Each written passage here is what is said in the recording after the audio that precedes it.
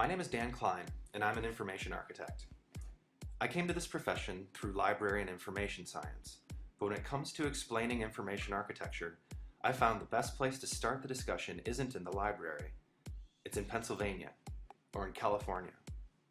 Most folks understand that if you want to build something that's remarkable, yet inhabitable and usable, the person you call is an architect. As early as 1976, Richard Saul Wurman understood that architects could be equally essential to the design and construction of remarkable work in 2 dimensions. As chair of that year's AIA conference, Wurman introduced an idea that he called the architecture of information. Fast forward 20 years, and his architect colleagues had largely lost the thread. In the interim, Wurman shuttered his architecture practice and opened a new firm called the Understanding Business.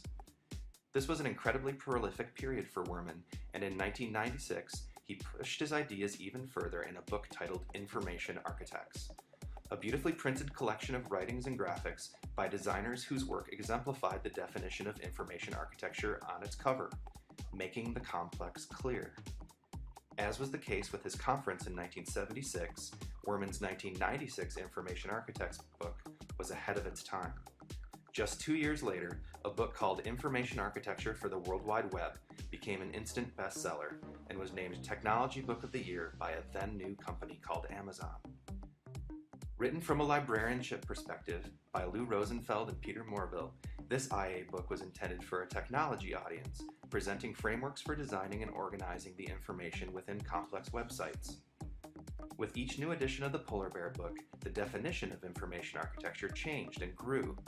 In retrospect, this abundance of definitions contributes to the present difficulty in explaining information architecture.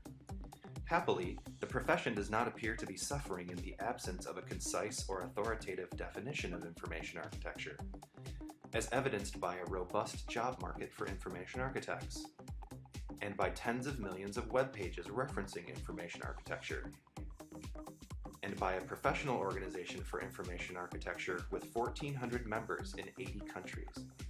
Information architecture has come a long way since 1976. Each fall, I teach a class called Information Architecture, and the best way I've found to explain IA to graduate students is to start with architecture and Wurman, dive deeply into Rosenfeld and Morville, and then distill all of it down to the 3 things that define what IA means for me. The first is ontology. IA discovers, defines, and articulates the rules and patterns that govern the meaning of what we intend to communicate. The second is taxonomy, developing systems and structures for what everything's called, where everything's sorted, and the relationships between labels and categories. Lastly, IA is concerned with choreography. The structures it creates foster specific types of movement and interaction, anticipating the way users and information want to flow and making affordance for change over time. In my teaching, and even more so in my practice, I found that information is rarely the thing that inspires and delights. In the context of building, and as far back as Vitruvius, achieving an appropriate balance between inspiration, utility, and delight is understood to be the special domain of architects and of architecture. And so for me, information architecture is the thoughtful contriving of ontology, taxonomy, and choreography in the service of utility and delight, making the complex clear. That's how I explain IA.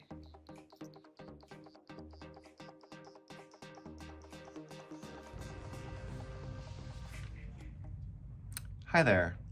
My name is still Dan Klein, and I'm still an information architect. I'm pleased to talk with you today about an explanation for information architecture that I developed on my own about 10 years ago, and that I have been working on, rethinking, fiddling with ever since with some of my friends.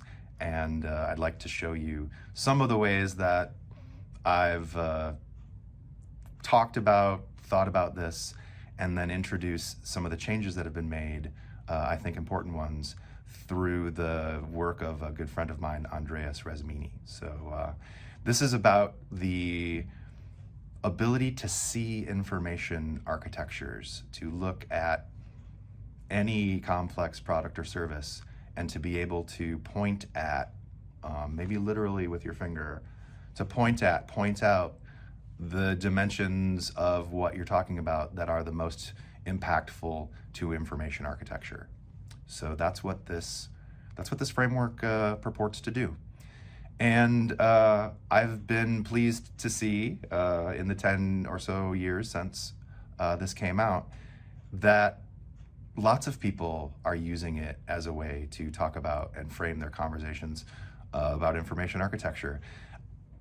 I enjoy very much when ideas that I think of as something that I belong to or that I've contributed to.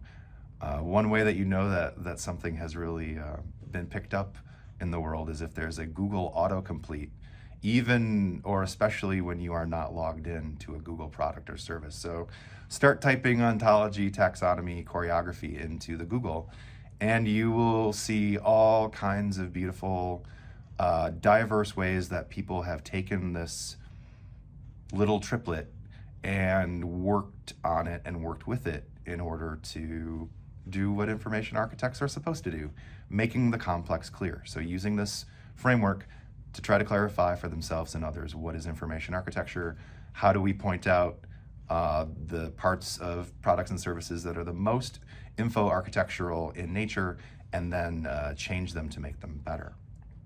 So yeah, so I'm pleased that people have found this framework to be useful.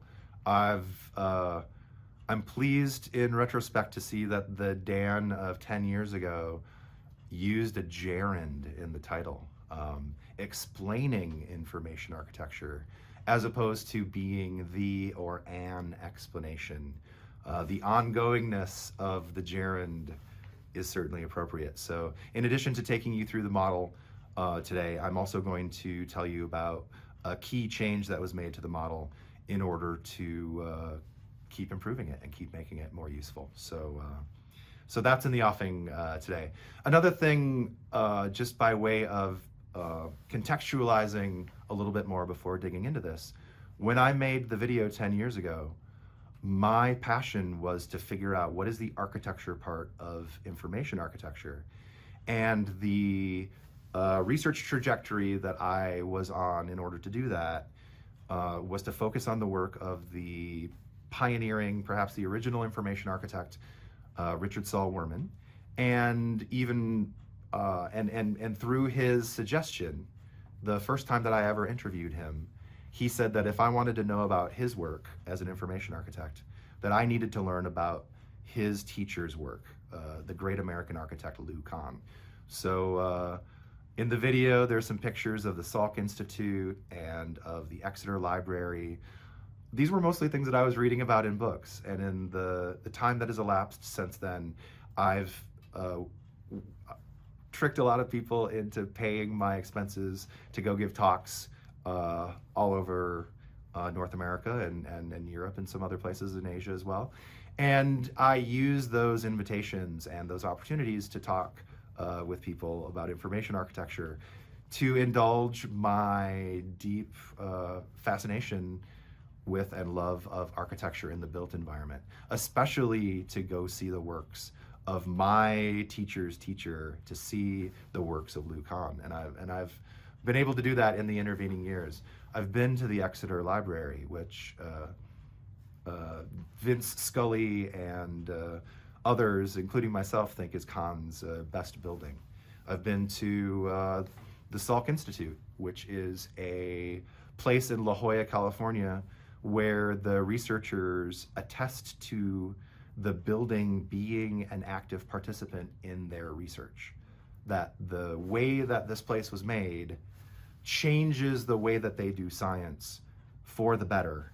And the number of Nobel and other prestigious prizes that have come out of Salk Institute research, a lot of these folks will say it has a lot to do with the place where the research is happening. It's incredible. Go there if you can for a lot of reasons, including one of the best views of the Pacific Ocean in Southern California and typically perfect weather. I've also been able to see side by side across the street from each other Kahn's buildings at Yale, the art gallery on the one side, the British Arts Center on the other, and the building that I believe is Richard's favorite of Khan's, and may have been Khan's favorite, which is the Kimball Museum in Fort Worth, Texas. And here's a picture of me in the bathroom at the Kimball, learning about what makes places good for people, and how do the works of this one architect, what do they have to say about what we do in information space? And that's, taking pictures of yourself in the bathroom of famous buildings is kind of sad and lonely, I recognize that. And in part to fight the sad and lonely aspect of doing work on the architecture part of information architecture. I think it's fair to say that a lot of the focus in our fields has been on the information part. So somewhat lonely over on the architecture part of information architecture.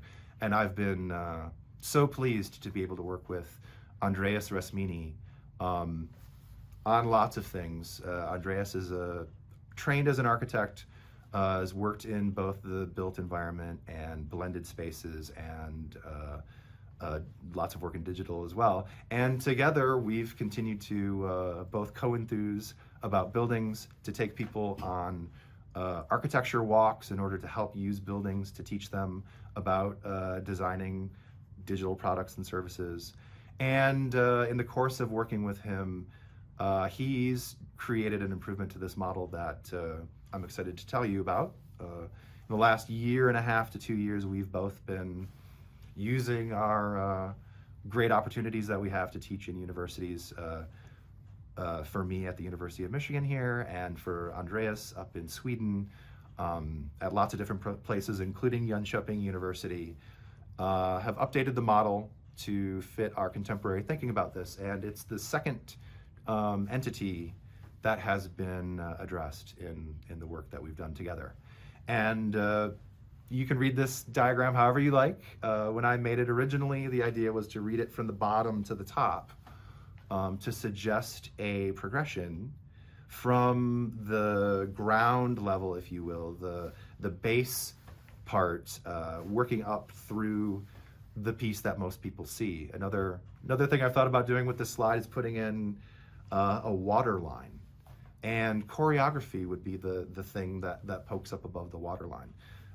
If you allowed the analogy, and if the water line was understood to mean the stuff that people typically would notice, if they noticed at all. So back to the loneliness thing.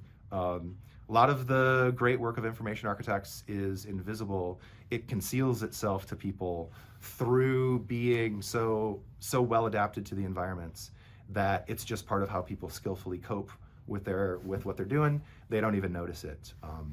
So another reason perhaps to have a model to tease out that which is sometimes hard to see.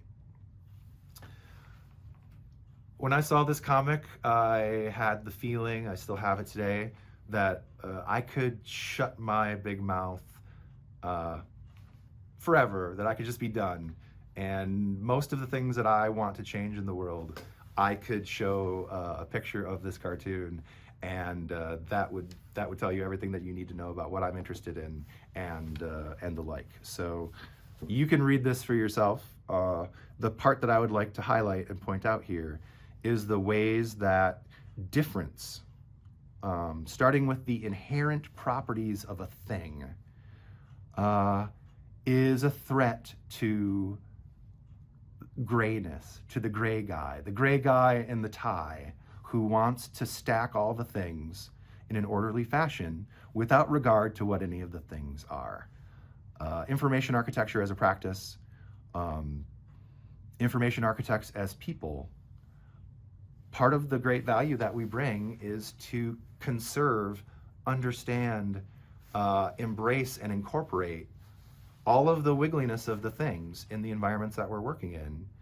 And rather than lopping off difference and co-conspiring with the gray guy to build homogeneities, boring homogeneities, information architects, we can help conserve all of the wiggliness of the things, to celebrate and systematize the wiggliness of the things, and And what we will have, as contrasted with the orderliness the gray guy is after, what we could have is order, and that's better.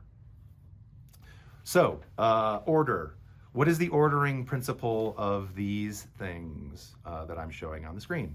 And if this let's say that I was interested in one of the things that is shown in the image here, how would I go about finding one of these things? It's a very appetizing grouping there in here, but let's say I'm looking for strawberries. At my local supermarket, the Meijer, online shopping, and in today's day and age with COVID, this is far more, getting one's groceries through an interface is far more prevalent today than we could ever have imagined before COVID, and something that we can do instinctively.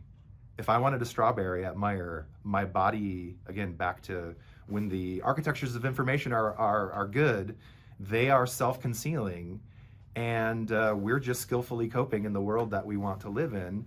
I assure you that any of us could go to the Meijer and just walk over to where the berries were without much trouble.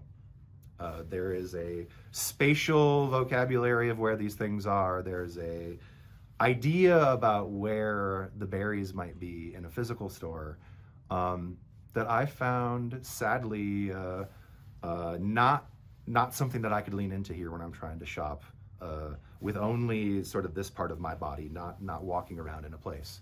So looking for those strawberries, I'm gonna pick this word and this picture to say that those would be in the groceries. When I click there, I now no longer see anything that is like whatever it is in the last picture that caused me to choose what I chose.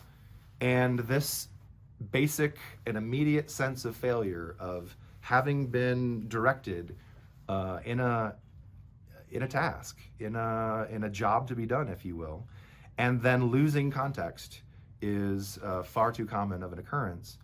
And the cognitive supports for people to know, where am I, what was I doing, how do I get out of here, etc. Those of us who work on websites have a way of knowing about these environments in ways that we can recover from something like this where others may not. For example, I can look in the address bar to see that the department equals grocery. Oh, okay, so I'm in the grocery department. The last interaction that I wanted to do ended up being the correct one. Why am I not seeing the I'll be honest with you, as the banana in the previous screen that caused me to think that that maybe the strawberries would be by the bananas. And so here I am. What happened to those kinds of things? If I'm clever and a web developer, I can maybe find a contextual clue that will get me back on the track. Or maybe I'll go back up into the menu system and say, okay, grocery department, where is it? Where's the berry? And the answer is nowhere. Because in this world, unlike both the physical world of the Meijer store that we could just walk into and get berries without even thinking, and unlike the scent of information that they themselves set up in this instance, it turns out that the banana and the berries are in a section called fresh, which is next to but not included by the category of groceries, and that is terrible. And they should fix that. And in order to fix that, they're going to have to ask a whole bunch of really basic questions.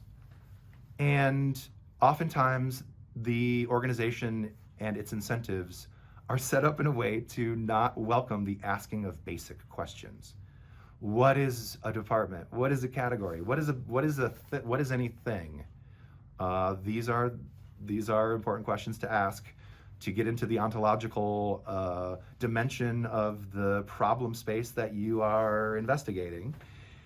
And to begin with, those questions may not be welcomed. Probably because of the power of those questions. Lou Kahn said, and this is a picture, that's little Ricky Werman at age 26 at North Carolina. That's his teacher, idol, mentor, Lou Kahn, to our right receiving an honorary doctorate. Lou Kahn said a good question is worth more than a brilliant answer.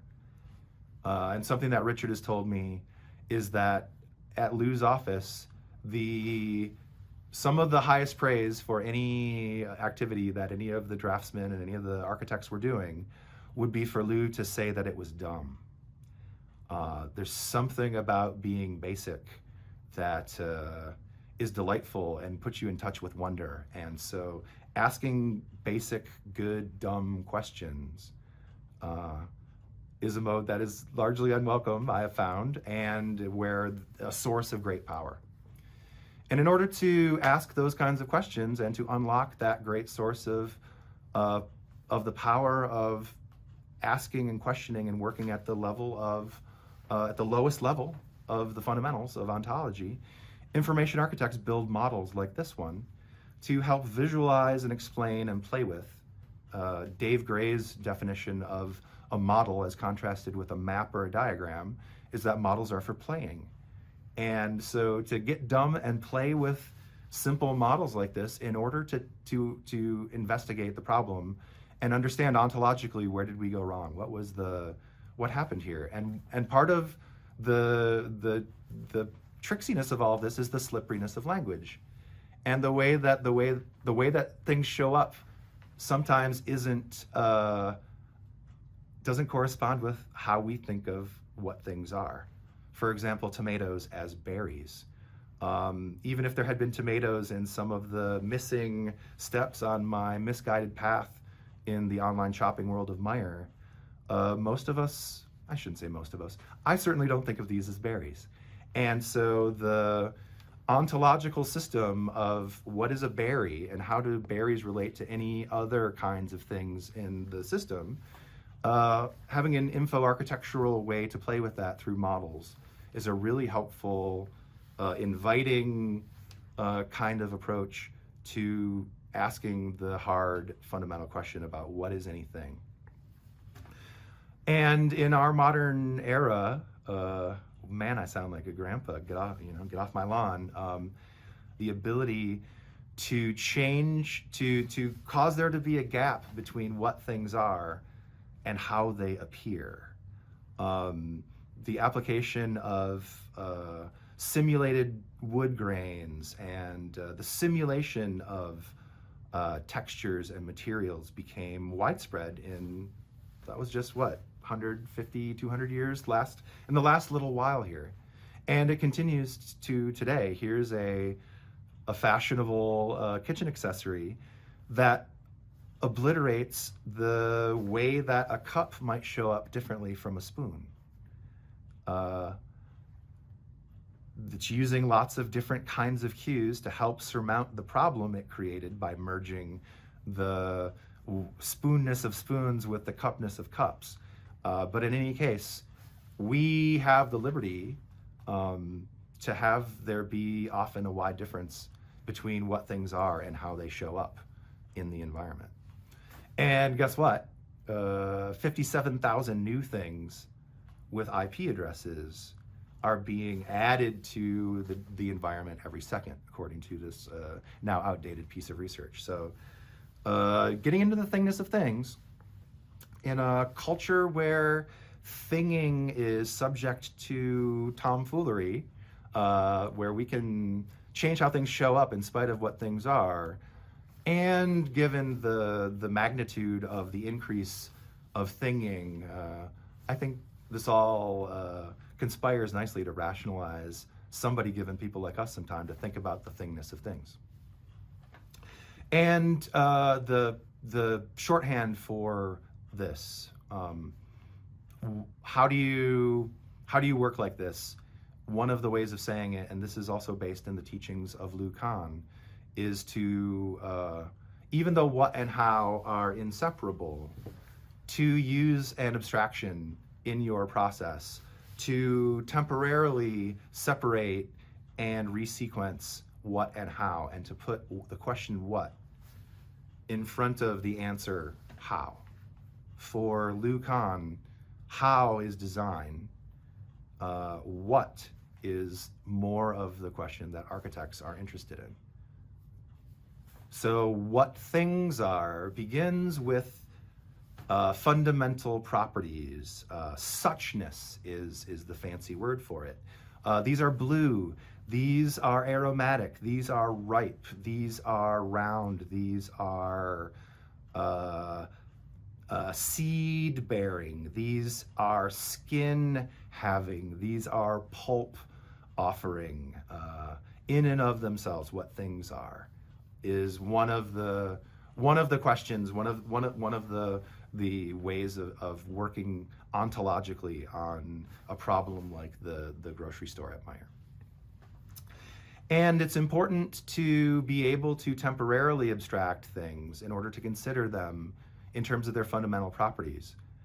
You may remember the moment in The Matrix where Neo wants some guns and Mai lands. In the pretend world of the construct, the thingness of things is not a function of context. So what kind of guns you want? We have all of the guns. And you can sort through those in whatever way that you like and focus on the thingness of the things. We'd all know that that isn't the real world, but it's a helpful temporary abstraction to help us get into the thingness of things. So you're going to need to be able to abstract, to conceptualize, to go into a world that is the construct, and to investigate what you're working on in terms of construct, even while you know that's not the real world.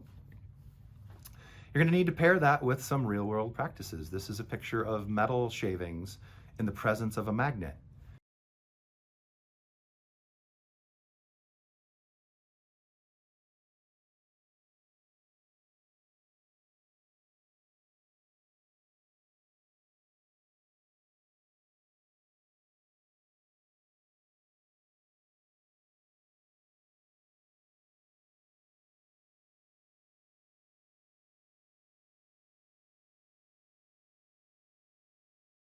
So the thingness of things can be a powerful, if not the most powerful, criterion for gathering.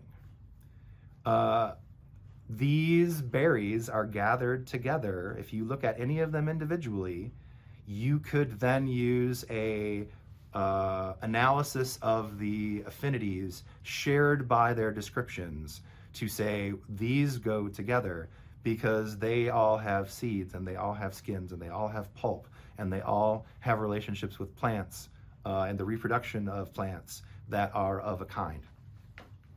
And this is not so much because of where we expect them to show up in the supermarket. Maybe it has nothing to do with that. This is more about, as I said, inherent properties. Another way to ask this question, another way to test the inherent properties and the propriety of arranging and ordering on the basis of inherent properties is this question of what is appropriate. And we know that this delicious dessert allows almost all of the berries in the berry pile, but not all of them. Some of the berries are not appropriate. Again, on the basis of the thingness of the thing, the tart, the berry tart, we can't arrange these berries into the berry tart and still be appropriate. Inherent qualities, inherent properties of the thingness of these things is what makes it possible for us to know, without really needing to do experiments, that these berries will work together and these ones will not, even while they're all berries. So the quality distinctions, the suchness of the elements that we are working with, if we don't have mastery of the differences, if we've not done our diligence with encompassing and accounting for all of the wiggly parts of the things, the consequences can be as bad, if not worse, than a tomato tart. It can cause, at least in our little world of interfaces and digital products and services, an inadequate rigor with the thingness of things an inadequate amount of description of the inherent properties of any of the elements opens the door for inadvertent combinations and experiences that might leave a bad taste, or at a minimum cause an unwanted chortle, if you will. So that grappling with the thingness of things, a word that I like for that comes from Sanskrit, and it's suchness. Tatata, I believe, is a bad pronunciation of it in Sanskrit. The philosopher Alan Watts liked to say that that's what babies do. They are not saying dada, they are saying tata. That the act of pointing at the that's and the thises, that's what we're talking about when we're talking about ontology. Long yellow things, that is what I'm talking about. And when the seemingly or the understood set of fundamental properties of any given thing is violated, we'll talk about other kinds of violations, but when we violate the suchness, the thingness of things in some really instrumental way, when it's no longer long yellow things, if we shift it to blue, all of a sudden we are in an uncanny, uncomfortable situation. And along with the inappropriate simultaneity of the North Korean and Williams firings of missiles and projectiles, that's kind of funny. This kind of violation of expectation of what is thought to be appropriate, when it happens at this fundamental level of suchness, it can be awfully jarring and unpleasant. But if those blue bananas showed up here, maybe we take a chance on them. So in the same way that the suchness, the thingness of things on the basis of inherent properties is an important and powerful way of working, and we do well when we find a way to get systematic with the ontological way that things mean, that have meaning when they show up for us. The situatedness of things has just as much of an influence on our ability to understand what they are, to use them appropriately and effectively, and to thrive in the environments that we're trying to thrive in. The idea that there is a place where things go, and the emplacement of things allowing or enhancing the ability to understand what things are.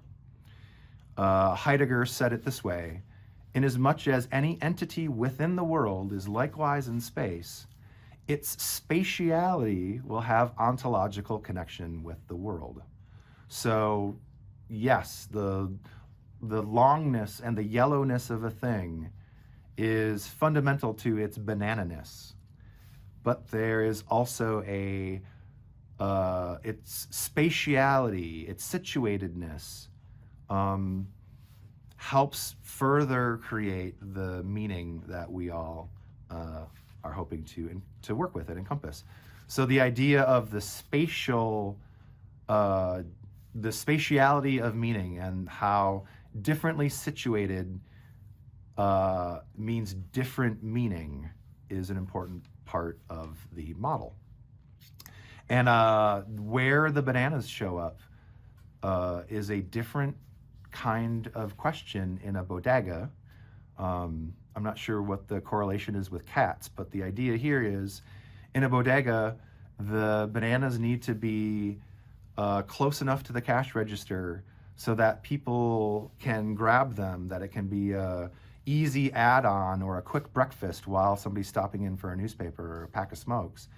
And then the idea that if these bananas were in the back of the store or some other place, they are ripening and becoming increasingly less saleable as time progresses. So there's something really important in a bodega environment for the bananas to be situated near the front counter, and it's a different set of reasons why, that are driving the thingness of a banana thing in a bodega as contrasted with the thingness of things in a supermarket.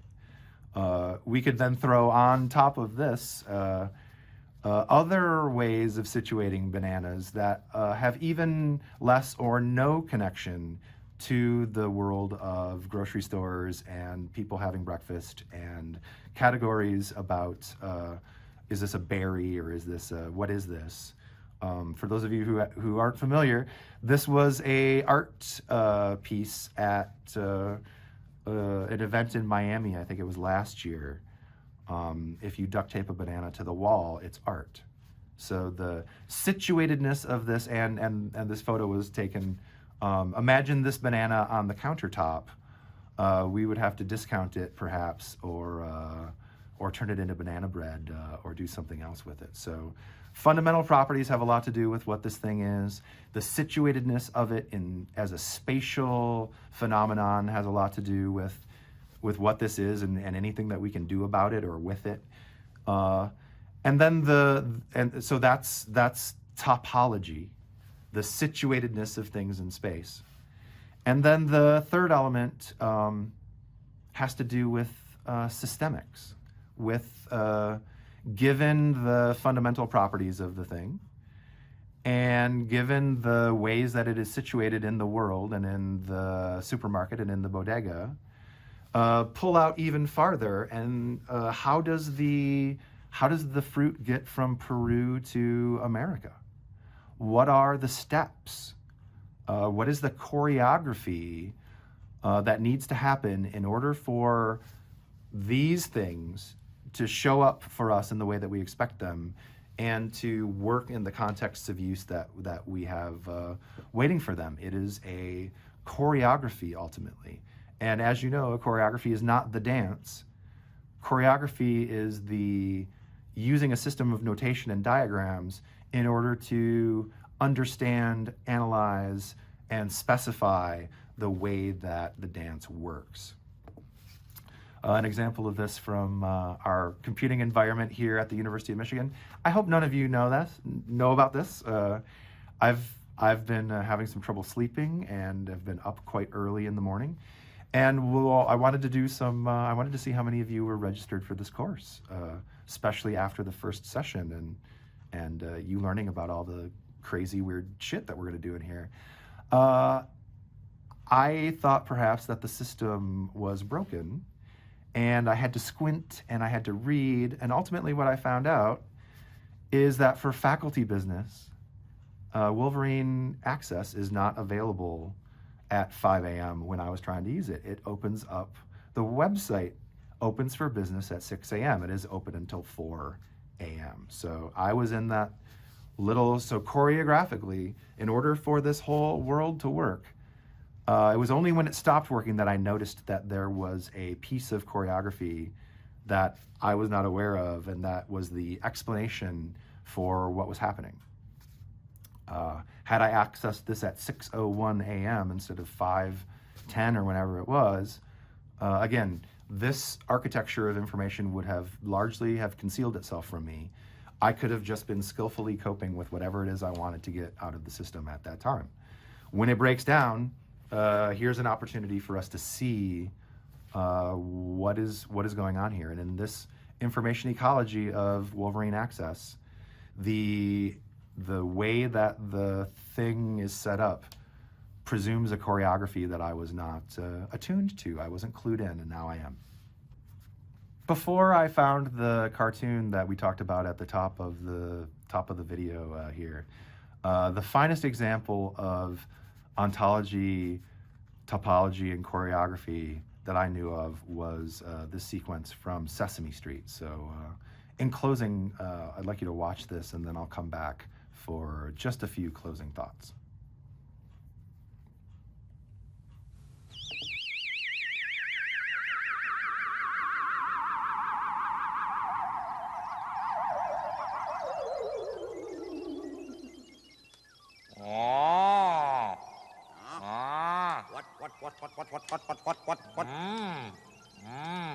Book.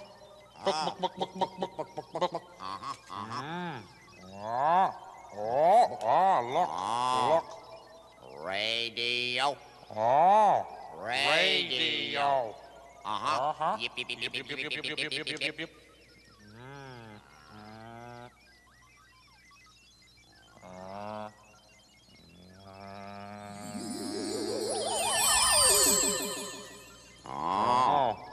Radio.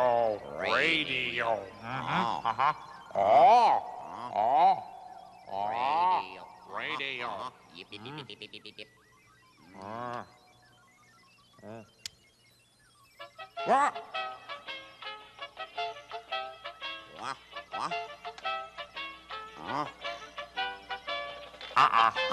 Nope. Nope. Nope. Nope. Nope. Nope. Nope. Nope. Nope. Nope.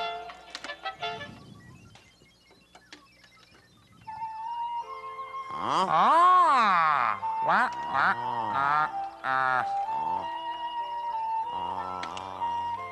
Nope. No, no, no, no, no, no, no, no, Nope.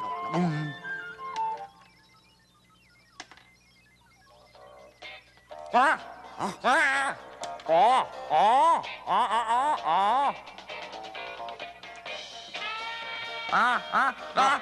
no, no, no, no, no, no, no, no, no, no, no, no, no, no, no, no, no.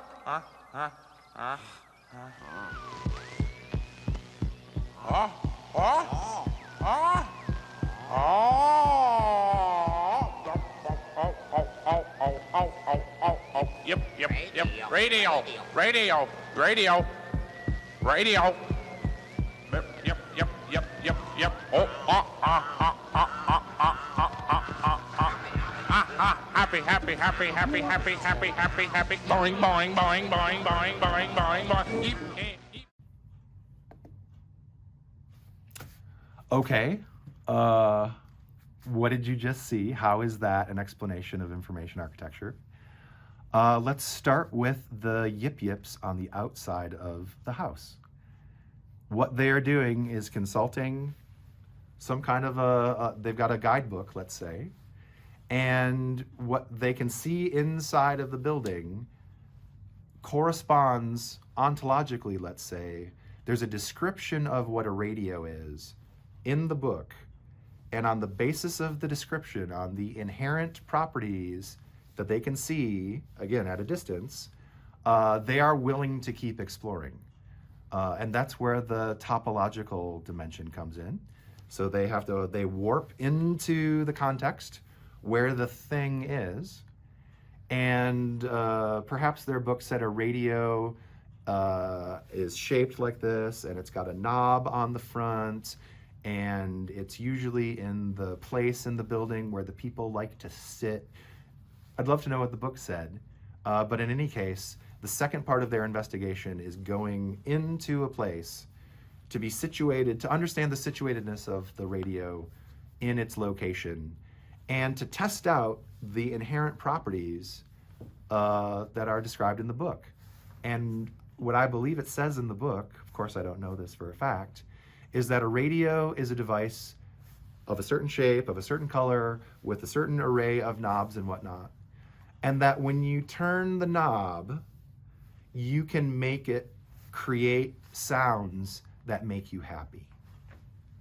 I think that's along the lines of what the book said. And so once they're in the space, they've got the inherent properties of the radio listed, and they need to do some investigation, some testing it out in order to know if this is really what it is. And the act of tuning it and hearing the different kinds of sounds that came out, and ultimately being able to accept it as a radio through the happiness that they experienced after they tuned it. And the joke here, of course, is that only by tuning it to no station, to the sound of the static of the universe or whatever, that's what the pleasing, that confirmed to them, yeah, this is a object of about that size, of about that color, it's got a knob, you twiddle the knob, and it creates a sound that makes you happy. That's the promise of an information architecture that is well tuned. That the thingness of your things is so well understood, both in terms of their inherent properties and in terms of what their relationships, their spatial, they're situated in space, that your understanding of those two entities is so great that you are able to then create choreographies, systemics, rules, and morphologies that are good. And so I'm curious to know what you all will think of this, and eager to talk with you about it on I think it's the 1st of February. Well, thank you for listening. I apologize for how rough this was. I hope these videos get better as we go. Bye-bye.